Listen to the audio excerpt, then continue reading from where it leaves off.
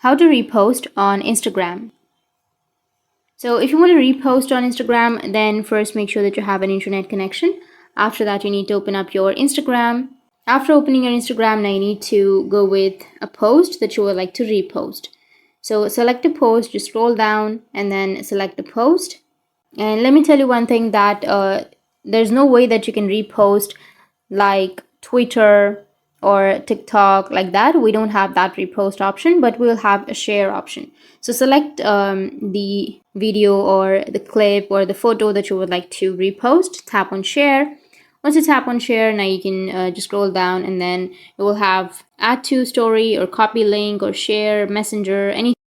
So you can either download the video and you can again share it on your feed, or you can also go with add story. Tap on add to story, and after that it will take you to this kind of interface. You can tap on your story, which is on the bottom, and that's it. It will be added to your story. That's how you can repost on Instagram. And if you have any questions, feel free to comment below.